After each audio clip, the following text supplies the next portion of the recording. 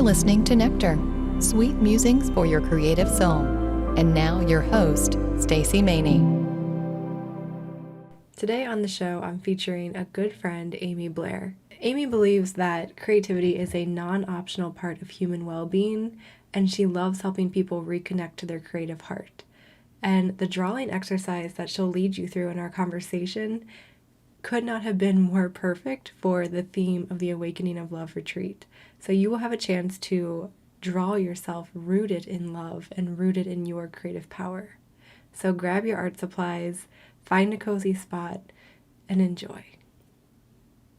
Welcome, Amy. Thank you, Stacey. It's so nice to be here. It's so fun to be here with you.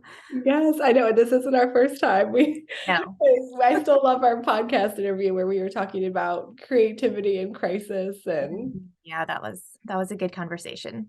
yeah. And what we talked about for today, it almost feels like a continuation of that. Just kind of talking about creativity and what it means to be in that creativity and kind of what happens when you step out of it. But before we dive in, if you want to just share like what you're up to right now, or where you're at, and then we'll talk a little more. So I'm Amy Blair. I'm the founder of an online business called Creative Compass. And we are an online community for creative explorers. And what I love to do is help people find their way back to their creative hearts, particularly if they have sort of lost their way or lost connection with that part of themselves. And that was my own story. And so I feel a lot of camaraderie with those people who felt they had to step away or put their creative life on the back burner, or even just close it off entirely because all the things that happen in life. And then one day it's like we wake up and realize we aren't whole and well without that part of ourselves. And we get a little nudge to find our way back to it. So I love supporting people who are on that journey. Yeah, I love that. And it's so funny because even as an artist, I find myself, I have 2 little kids. I know you have little ones too. And it's like creativity is the first thing. Sometimes I was like, oh, I don't have time for that right now. Or, it's not as important as the other things like the dishes and the laundry. Right. It doesn't somehow get to that level of like when you're at the place where you're just getting through a day, which we all have phases of life, right? We all have seasons of life where that's where we're at. And it never quite rises to the top. And at the same time, we know how important it is for our souls and for our wellness. I'm a big believer that we aren't well as humans if we are not using our creative gifts. I think it's just such a intrinsic part of who we are. And I've seen that, time and time again with people who just have this sort of nagging sense, like maybe they've worked on like their physical health and their nutrition and their, spiritual health, other aspects of their health. And there's still like this little nagging, like missing piece to the puzzle. And I really think that, we need to embrace all the forms of creativity as that piece, another piece in our human wellness. Yeah, and what's coming up when you share that, I love how you said the creative heart before, and this whole experience is about love and awakening this love within us. I always see creativity as love in action. And yeah, so I guess my question for you is, how did it feel to be disconnected from that first? And then maybe what were some of the first steps that you took to get back into that creative space? Yeah, I love the way you asked that because it was I always say it was a journey of a million baby steps. We tend to, like, in our culture, we tend to think it's like all or nothing.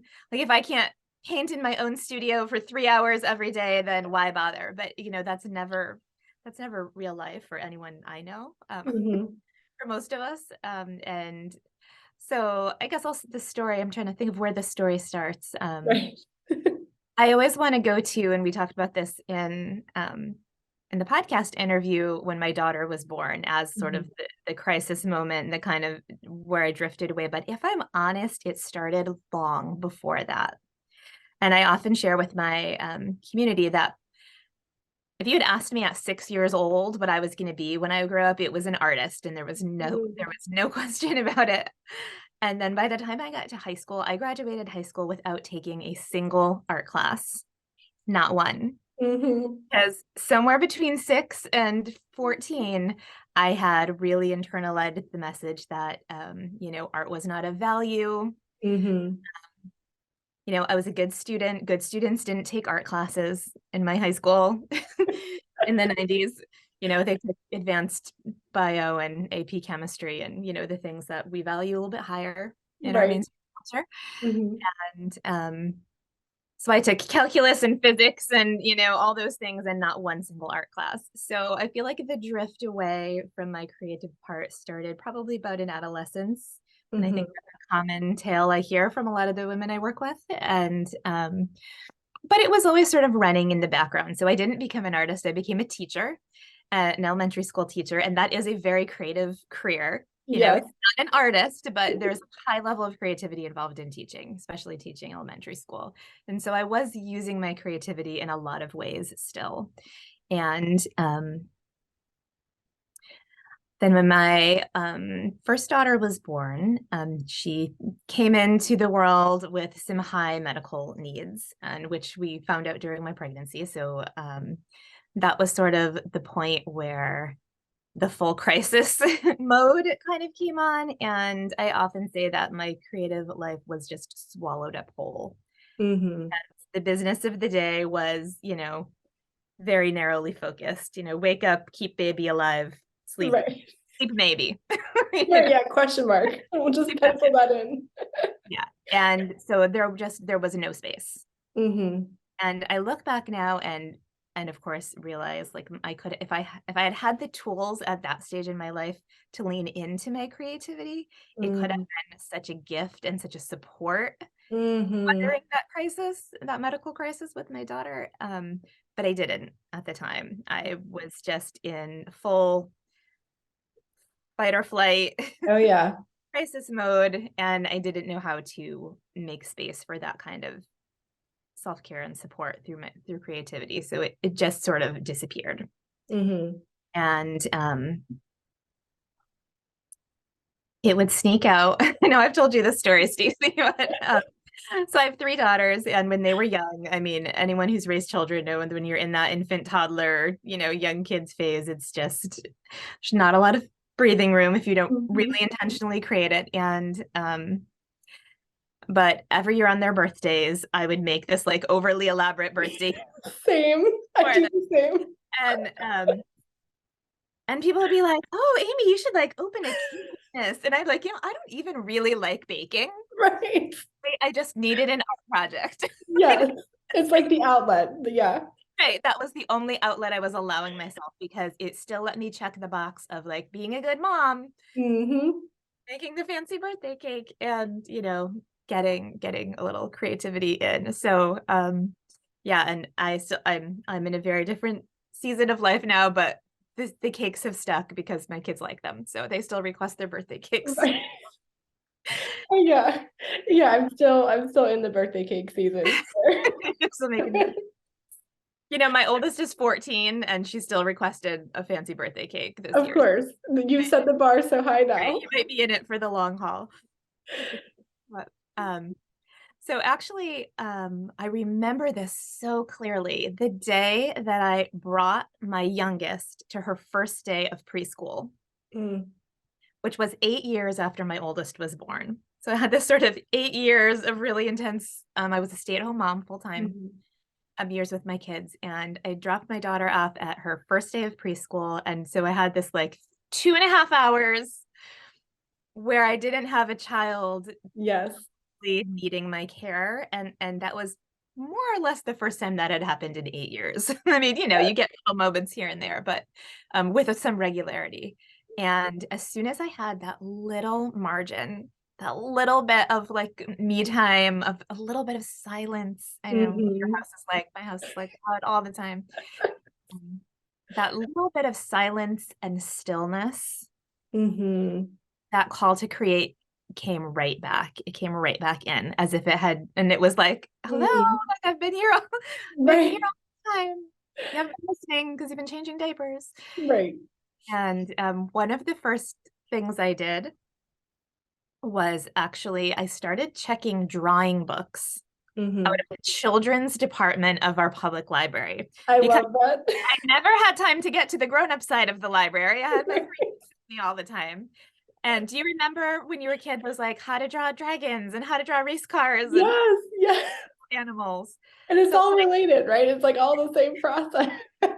while my kids were playing with the toys in the library and, looking at books and stuff, I would check out drawing books from children's drawing Mhm. books. And so people might laugh at that, but things that are, and I know this from my years of being an elementary school teacher, when things are sort of made for children, they get really clear and simple.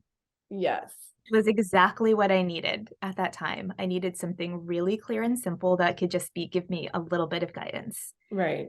That's so beautiful. I love that. Yeah.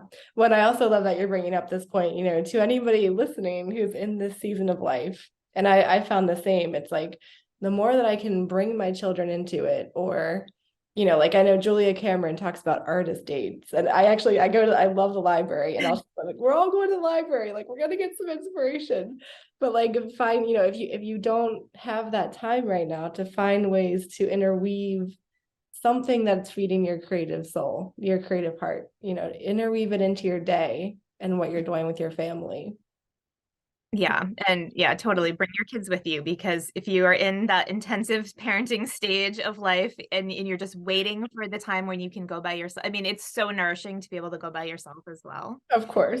Your Yes. creative things on your own. But when that's not an option, again, we get into that all or nothing mindset. Like, yeah, when Mhm. it's an option, what can you do with your kids? Maybe Right. it's out drawing books at the public library. Right. Yeah, exactly. Yeah, Uh, I love the library. And actually there's like one more part to this library story. go for it. Yeah. If I can keep telling. I can't remember if we talked about this on the podcast or not, Stacey, but so there was a book that I wanted, a grown-up book, and I was one day, and I don't remember if I maybe just because my older two were in school by now, so I might have maybe just had my little one. And I was like, okay, I'm gonna do it. I'm gonna run over to the grown-up side of the library, real quick, grab a book, come back, it'll be fine. So I left my toddler daughter. So the library is like all one level, so I could see her. Right. No one Yeah. anyone getting concerned here.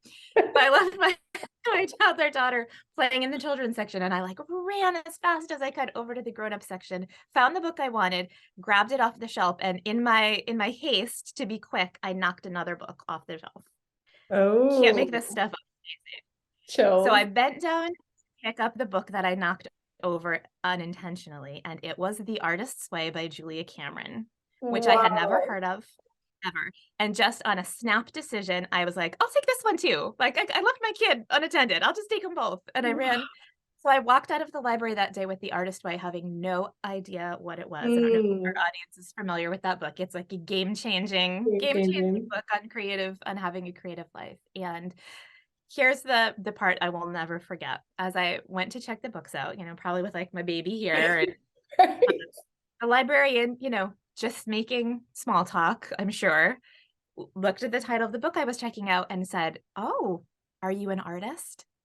Oh, And I couldn't answer. Like I could like I couldn't make an answer come out of my mouth. I couldn't quite say yes, and I couldn't quite say no. And this oh, woman probably thought I was insane. It was like, I honestly don't remember if I finally like got an answer to her question to come out of my mouth, or if I just like grabbed my books and left. oh. Um, but I left with that question like really on my heart. Like, am I an Mm. artist?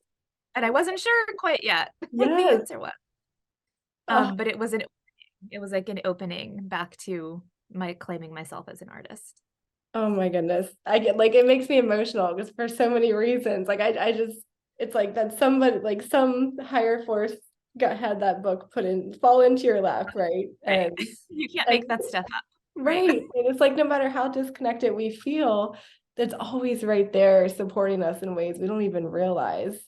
And this Yeah. switching gears a little bit, but still connected. Yeah, I know we talk about, and you are so good at drawing the female body and the physical form. I guess what I want to speak to just for a minute with you is when we're in this fight or flight mode, we have the tendency to jump out of our body as well, right? I think of like a yoga pose where you're holding it too long and you're like, just get me out of here. I'm not comfortable.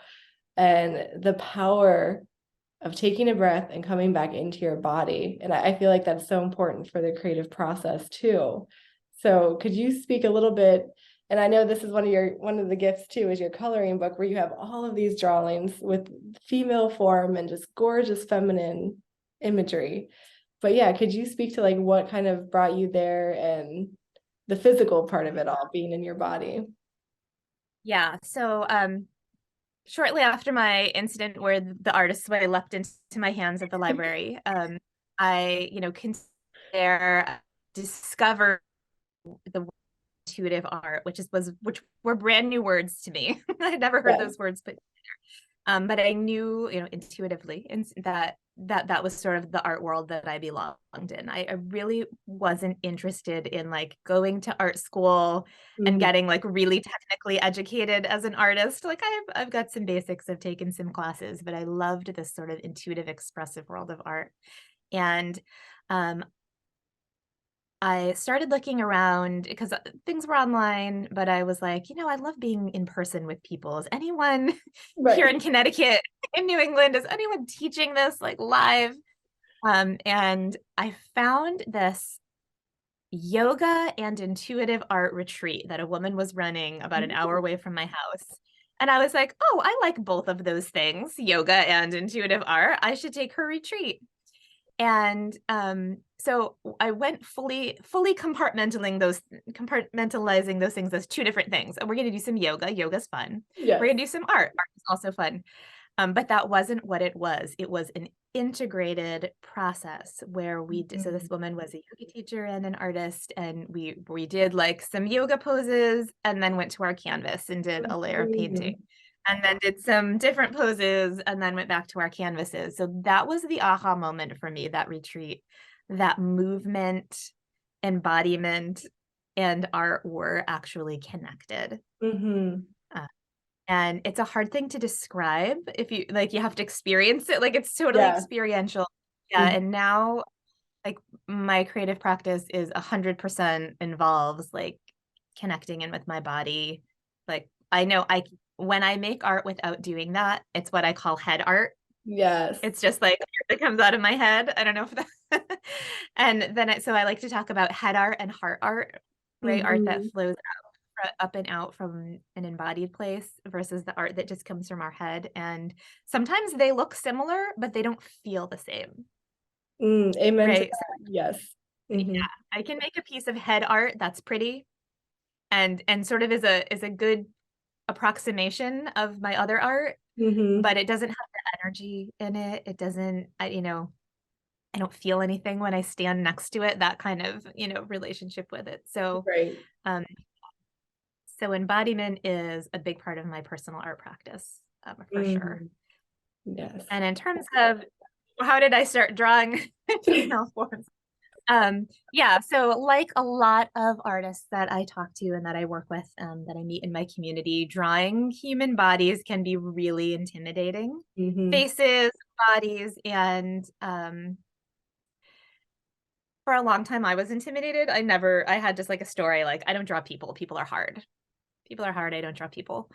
And I think like if we're all honest, that it's hard to draw people's story probably has a little less to do with like our technical proficiency as artists and a little more to do with our cultural conditioning and stories around bodies and female bodies in particular, and body parts that we're not sure we're allowed to draw or, so engaging with that was a way to sort of work through that conditioning and those stories and some of those cultural taboos and weirdness that we have around female bodies. So it's been a really healing practice. And I created that coloring book that you mentioned. It's called Feminine Forms. I actually created that during COVID. That was like my COVID lockdown project. Right. And I just started. So I had been painting a lot leading up to COVID. And then suddenly I had 3 kids at home doing school and, like all of us did. And painting just wasn't an option. I didn't have the space. I didn't have the physical space. I didn't have the mental space. Every room in my house was either a classroom or an office. And, painting requires some focused attention. So I started drawing again, which was kind of back to the library books, right? It was kind of my first love, my first art love anyway. And, drawing has the advantage that you can pick it up and put it down, if your kids need lunch or whatever, whereas I was painting with acrylic paints and like I would just pour my paint out and then mommy, and the paint's dry. Right. The paint's dry in your palette and you don't even remember what you were painting. Right. So I found that drawing just was really supportive during that time because, like I said, I could pick it up, put it down. I could travel with it. I just needed a sketchbook and a pencil. Yes. I didn't need any materials. I didn't have to go to the store and buy anything, which was really important during COVID. Yes. And I look back now and see like the difference between sort of because I think it's fair to call that time of COVID crisis. It was a bit of a crisis time, but this time around, as opposed to the first sort of crisis stage that I lived through, I had the skills to lean into my creativity as to support my wellness and my mental health and everything. So drawing really became an important tool for me during that time, and I ended up with over 100 drawings that eventually turned into the coloring book that you mentioned. Oh my goodness. Yeah, I love that story. And now it's supporting other people as well. Like I just see it like rippling out beyond you, all this creative energy and this love that you were channeling. So yeah, that would be a good transition to the art practice you have. You can experience what Amy's talking about. And did you want to share a little bit about what we're going to create? Yeah. So I'm going to lead a drawing activity today, which might not surprise you. And now I wanted to preface this because I know because I've been there. I know there are people out there who are already like, I don't draw. Right. I'm just going to do this one. I'm not a drawer. And there is, I don't know, there's something a little bit intimidating or almost, I want to use the word, like there's something a little like highbrow about like drawing is held in the art world, this like interesting standard. So I just want to assure everybody, this is a very accessible activity. Anyone can do it. I'm going to guide you through a set of simple shapes. And we are going to create a female form. We're actually working with 2 of my favorite things in this image to work with in my artwork, which are female forms and trees. You can probably see the tree behind me. Love that, yeah. And the reason I love working with both of those things is because you can't draw them wrong. Both human bodies and trees come in every shape and every size and every color and every dimension. Yours doesn't have to look like mine. If you look out in the natural world, no 2 trees look alike. There are every kind of tree you could imagine. And the same is true with, human bodies. No 2 are alike. So you really can't get it wrong. So the drawing exercise I'm going to lead today is called Rooted Woman. And it's going to be an image of a woman and a tree, and they're kind of like interwoven. So you can interpret it as a woman sitting by a tree, or it can be a little more integrated. She sort of becomes part of the tree. And don't get scared by drawing a human form. We get to move through that today. And I just want to offer, like, if that's really uncomfortable, if drawing a female body feels really uncomfortable, just first of all, just approach it with, just be super gentle. We all have different lived experiences that have conditioned the way we feel about our own bodies in general, female bodies in general. So just move through it with gentleness. And also there might be an invitation there to get curious about, why does it feel so uncomfortable? What are the stories? They're probably not even your own stories. What are the inherited subconscious kind of stories that we all have that make drawing a female body feel uncomfortable? So that's just my invitation to everyone as we move through this drawing practice today. Perfect. All right, we can get started. Okay, so here we go. Welcome to our drawing practice for today. Again, this is called The Rooted Woman. And just a little bit about materials. You really basic here. So I'm just using a piece of paper and an ordinary pencil today. And I encourage you to use whatever you have. One thing you might want to consider is I am going to invite you at the end to bring in your favorite mediums for adding color and texture to the piece if you'd like, if you choose to. So you might want to just consider the type of paper you're choosing. If you love watercolors or you love mixed media, you might want to choose a nice heavy art paper. If you're just planning on drawing or maybe working with some colored pencils or an ink pen, then any paper will do, whatever you have in your sketchbook or even just lying around. So grab your paper, and I'm actually going to turn my paper a long way for this activity. There we go. You can see that pretty good. Okay, so before we get started, I just want to say again, I know that there may be some people out there who are thinking, I don't draw, drawing's not my thing, I'm an art journaler, I'm a painter, I'm a mixed media artist, and I just want to encourage you to keep an open mind, and I promise you, anyone can do this. I'm going to guide you through it, and we're just going to do some simple shapes that are going to then grow into our art piece. Also, we are working with a human form, but I just want to again reassure you, our goal here today is not to be like super realistic. Okay, we're not doing hyper realism. It doesn't need to look like a portrait. It doesn't need to look like a photograph. We're doing more a symbolic, getting the essence of a female form and a tree in our drawing today. Okay. So, and just remember moving forward, you really can't do this wrong. Trees and human bodies come in every shape and every size. Yours does not need to look like mine. So while I'm guiding you today, I just want to encourage you, as I always do, if you've ever done any art with me before, to listen inward and follow your own creative voice. So I will guide you, and if it feels supportive, you can follow along step by step with exactly what I'm doing. But if your own creative voice, your own muse comes through and wants to do something different than what I'm doing, absolutely follow your own muse, follow your own creative voice. You get to trust the way you're led in this activity today. Okay, so let's get started. I'm going to get started by finding roughly the center of my paper. Again, nothing needs to be exact here. We're just doing some sketching. We're just doing some drawing. But I'm going to come in about the center point of my paper and just sketch in a U sort of shape. And that is going to be our head. That's where we're starting with our woman, our rooted woman. And if you want, you can complete the oval and make a full oval shape, or you can just go with the U shape. I'm going to do that. Okay. And then our woman is going to be in a seated position, sort of like a cross-legged lotus yoga kind of seated position.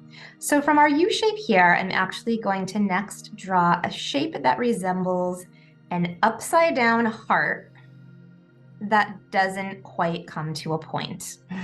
Okay. And don't get in your head about if it's perfect, if it's symmetrical, right? Bodies aren't perfect and bodies aren't symmetrical most of the time, right? So can you see the upside down heart that doesn't quite come to a point at the end? We could, continue the line and make the point, but we don't need it. Okay, next, under that shape, we're going to draw a circle. And this is going to be our women's belly, and depending on how you want to interpret this drawing, it could be like a pregnant belly or just, a nice round, soft belly area. I'm going to put that in. Our Earth Mother, rooted woman energy here. Okay. And then from there, from our circle shape, we're going to put in sort of an infinity sign. Does everyone know what that looks like? A sort of weaving, I'll just show you. Sort of like a letter 8, yeah, a number 8 turned on its side and stretched out. All right, oblong, come around here, reconnect in the middle. So we've got this sort of infinity sign movement here, okay? And that's the basic shape of our seated woman. There are some more details we're gonna add in. We are gonna give her arms, don't worry. And also, let's see what I wanna do next. You don't have to do this. You can just leave the legs sort of as is. Sometimes I like to add in like little feet sort of shape there, so you can see her feet. If you don't care for that, you can leave yours as is, all up to you. Okay, then I'm gonna come back up here to our sort of neck area. And I'm going to draw a sort of big oblong kind of oval shape that circles around here and then comes back up. Almost has like a teardrop kind of a shape to it. Circle around like that. And that's what we're going to use to put in our arms. Okay, so we've got our basic shape here. There she is. See, I told you that wouldn't be too hard, right? We've just got these basic shapes, an upside down heart, a circle, and an infinity sign. And then we put our sort of teardrop loop around it. Okay, from here, we're gonna sort of smooth it out and get a little more detailed. And again, this is where yours does not need to look like mine. If you feel called a different way or to add a different detail, follow your own creative voice, follow your own muse. So I'm just gonna come in here and sort of thicken this line to make arms. And in my drawing, her arms are gonna be sort of cradling her belly. Here, if you, in your mind's eye, you see her with her arms outstretched or holding something or lifted up, by all means, you draw your arms the way that you see them, the way that you feel like you want your arms. It does not need to look like mine. But if you'd like the support, you can follow along with me. So I'm not gonna get real fussy with my hands. The hands aren't really an important detail in this, and I often do this when hands are not like the focal point of what I'm drawing. I very often just do this sort of like, I call them mitten hands or like lobster claw oven mitts, right? Where you just sort of have a thumb and then a fatter area where fingers might be. And if you want to go back in and add the details of individual fingers and things like that, absolutely you can do that. I'm just gonna keep it simple today. And I'm gonna a little bit just suggest like a neck and a connection between these two shapes here, a waist sort of. So I'm just kind of smoothing it out a little bit.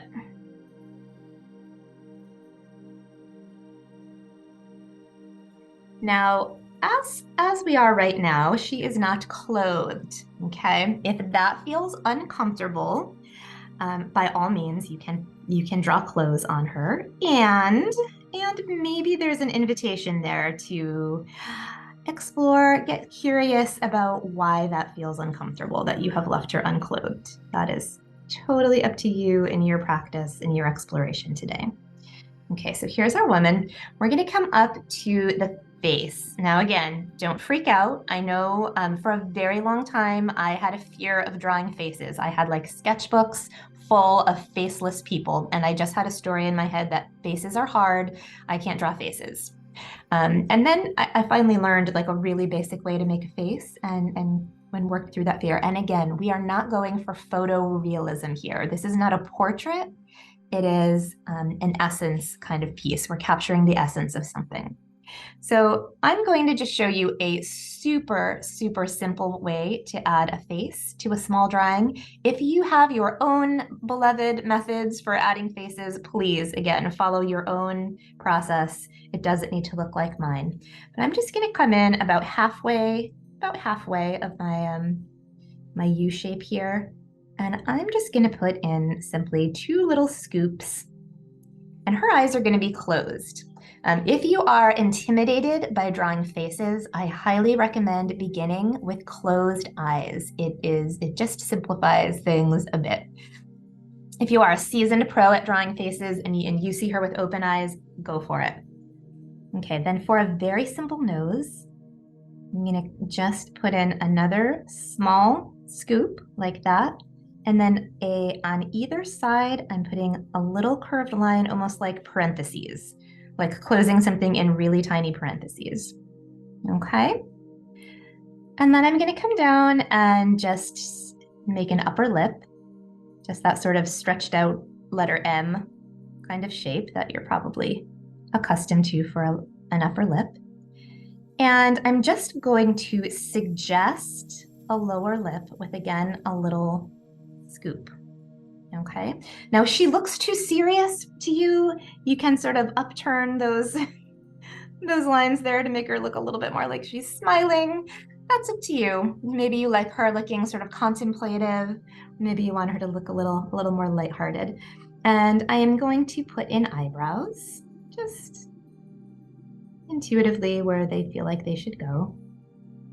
And you guys, don't forget, the beautiful part of working in pencil is we have these amazing tools here on the other end called an eraser. If you don't like the way something came out, or you tried something and it doesn't seem right, you can erase it.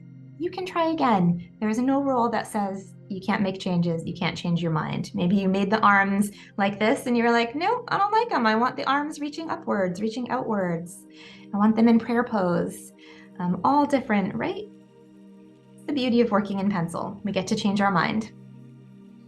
Okay, I'm also gonna put in about the same, level as the eyes. I'm gonna put in just 2 little ears there. I often draw ears on my faces and then cover them up with hair anyway, so don't get too crazy about detailed ears. Okay, and that's it. That is our very simple face. If you want to make it more detailed, you can. You can just leave it like that. I might just add one more thing. I'm gonna put in a little line to suggest sort of like the crease of the closed eyes. Okay, and there she is. So she does not have hair yet, so that's where we're going next. Again, we get to do this really intuitive and really in your own style and your own practice. I will show you what I'm going to do. I'm going to come about, midpoint here. And I'm going to, in just a really free flowing, intuitive way, I'm going to bring a line down, all the way down. And this is actually going to become the root of our tree. When trees have like roots that stick out above the ground, that's kind of what we're going for here. Again, yours does not need to look like mine. And I'm going to come in on the other side and the same thing, just really intuitively. Don't get worried about, your line looking exactly like my line. I don't think that's even possible, right? Right, just bring that flowy line down, and I'm going to add a couple of these. So these are going to be our tree roots, and that'll make a little more sense in a minute. Maybe 2 or 3 on each side, depending on what looks right to you, your preference. Okay, and I'm going to come in and just sort of double these up so we get that tree root kind of look.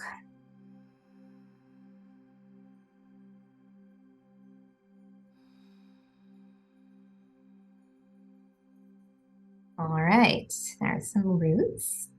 Again, make as many of these as you want. I'm gonna just complete sort of her top of her head here and maybe just drop another line. I'm gonna just interweave it like that. Maybe another root on this side. I don't really have a plan here. I'm just going intuitively with the root placement. Okay. From here, I'm actually going to come back to the bottom of my page. And just a little bit below her feet, I'm going to draw a heart shape. Because we need to root into something, right? I told you she is the rooted woman.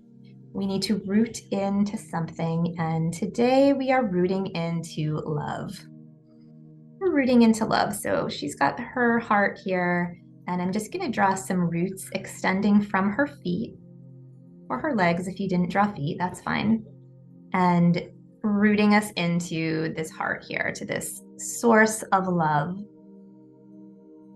Maybe for you that feels connected to the earth, to a Mother Earth energy. Maybe it feels just connected to being grounded, being rooted, being connected to your ancestors. However that resonates for you. We're just rooting into love.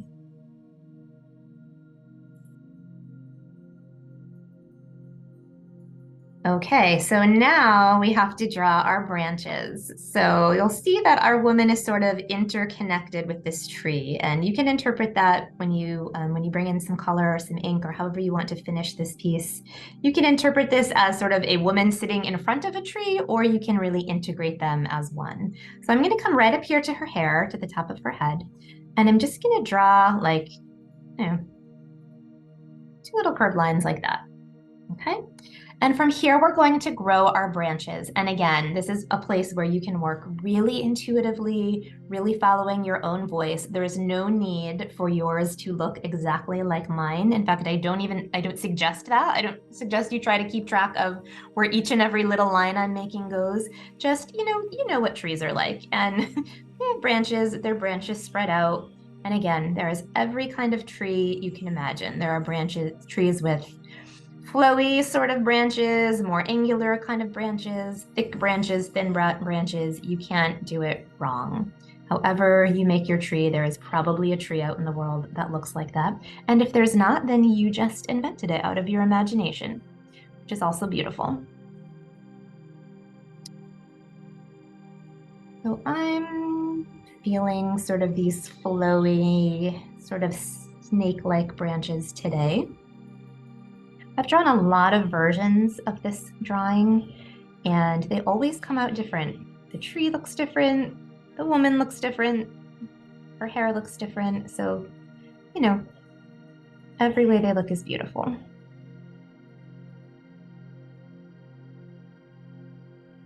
And I'm going kind of quickly here just for the sake of our time, but please feel free. This is a point in the project that can get really slow and meditative. And if you're watching this on a recording, do feel free to please use that pause button and give yourself as much time as you would like. See, I'm gonna add some little smaller branches as I get to the end. Again, I'm really working intuitively here. I don't have a plan. I don't have it planned out where these branches are going. I'm just sort of letting them fill the space in a way that feels good.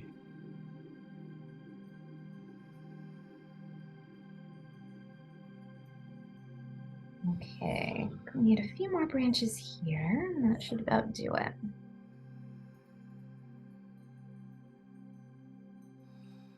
And again, as I was saying, we get to change our mind. So if you step back and look at your tree and like one side has all the branches and one side not so much, we can go in, add, or erase, right? Always have our eraser on hand. Okay, so now, this is our basic sketch here. And now we get to tune into our tree. Okay, this is super fun. So what kind of a tree is your woman with here? Maybe it is a winter tree, which is sort of what we have now, this sort of naked, leafless winter tree, which feels really dreamy, really in tune with that winter dreaming time, that sort of cocoon sleeping dream space. Maybe that feels really supportive. Maybe it is a spring tree with buds, with blossoms, with some sparse leaves coming in. Maybe it is a full bloom summer tree bearing fruit. Maybe it is an autumn tree that has colored leaves falling. I'm a New Englander. We get all 4 seasons here. I feel really connected to watching the change of the seasons. So I love when I'm working with trees in my art. I love tuning into what season is my tree in, and that is really reflective. That can be really reflective of sort of what season of life we are in. Is it a productive, full bloom, outward focused kind of time, or is it more of an inward, dreaming, introverted kind of time in our life? So tune into your tree. I'm gonna just quickly add some leaves just to work through the exercise. And again, I'm just adding a simple leaf shape. Leaves come in all shapes. You don't have to draw individual leaves. You can use color to suggest leaves around it, whatever method of working with trees in your art that you like. And this is another part, again, I'm moving quickly for the sake of our time here, but if you are going to add individual leaves to your tree, that can get really slow and meditative and be a really beautiful part of the process. So as I'm adding my leaves here, I'm just going to talk to you about where you can take this practice next. So this will be, I'm going to leave you here at the pencil sketch phase, but I really want to invite you to bring in whatever color medium you love. If it's paint, watercolors, colored pencils, markers, grab your kids' crayon box. If you are a mixed media person, then I know you have that bag of mixed media stuff, right? Or box or closet. Right, you know you do, of all your mixed media things that you like to play with. What can you bring in and make her your own? Bring some life to her. I think I'm probably going to use colored pencil today, but that is where you get to make her your own. And I would absolutely love to see your Rooted Women. So if you are a Facebook user, first of all, I will be popping into Stacy's Facebook group during this retreat and hopefully connecting with you there if you feel called to share your artwork. I also have a free private Facebook community. It is called Creative Compass. We are a supportive group for creative explorers. We love art shares. You are not going to be criticized in that group. It is not, we don't share our art for critique. We share it for support on our creative journeys wherever we are on them. So I would love for you to find the Creative Compass Facebook group and hop in and share your Rooted Women there. I would love a river of Rooted Women all together. What a beautiful sight that would be, and see where you took it, how you made it your own. If you had to move through any resistance working with a human body form, all of those things I would love for you to share. So I just want to invite you into that. Okay, so this is where I am going to leave you today with a finished pencil sketch of our seated woman with the tree. I can't wait to see where you take it next. And the other thing I want to just offer you as a suggestion, I love the combination of visual art and writing. So if you have a journal or a sketchbook or an art journal where you work with both images and words, and if you don't, you can just grab whatever paper you have on hand. I would love to invite you to just sit with your Rooted Woman and see if she has a message or some wisdom that she wants to share with you, maybe about your own practice of staying rooted in your life right now, or maybe something completely different. And if you've never done anything like that, if that sounds a little weird, getting a message from your art or asking a question to your artwork, just invite you to have an open mind, give it a try, and see what you like. See if you like doing that. It's a beautiful addition to your creative practice. Okay, so she is finished, and I can't wait to see what you created today. All right. Wow. That was so beautiful, Amy. Thank you. It was my pleasure. Thank you. I hope that everyone, who felt a little bit of fear towards drawing or towards bodies or towards faces, all of it, I hope you were able to just gently walk through that. Yeah. And it's funny, when I started learning how to draw the human form, I would just be drawing and it would turn into trees. So they just go together so well, the two of them. And you can just continue to create tree figures, or you could have a whole collection of these drawings. And before we conclude here, Amy, you also have a free gift that you're offering today. Could you share a little about that? Yeah, so it's a fun one. I hope people enjoy it. So you're going to get a free printable. I call them flow cards, and basically they are cards. So you just start by printing them out and cut them out, and then you get to customize them so that they are your own, and there's some instructions to help support you through that. And then what you have is sort of a mini, almost like a deck, almost like if you've ever worked with an Oracle deck or something like that. And they just have, they each have a little tip for a way to get back into creative flow if you feel stuck, or, like the creativity just isn't flowing on this day. You can just close your eyes, pick a card from the deck, and get a little tip on how you can maybe shift that energy and get back into your creative flow. Yeah, I want to like right on my desk so that I can just choose that, because That's where I keep it. Right. Yeah. I keep mine right at my easel. Oh, yeah, I love that. Yeah, oh my for gosh. sure. Thank you so much, Amy. I just see us all like seated and rooted in this tree that is our creativity. And then we get to move forward from that place. I have so many chills. So thank you for interweaving that into our circle. Oh, thank you so much for having me, Stacy. This has been so much fun. Always so much fun to sit down with you and chat, and it's a beautiful retreat that you're creating. I know that your viewers are going to get a lot out of it. Thanks for listening to Nectar. Go to stacymaney.com and subscribe to get show updates, opportunities to go deeper, and inspiration sent straight to your inbox.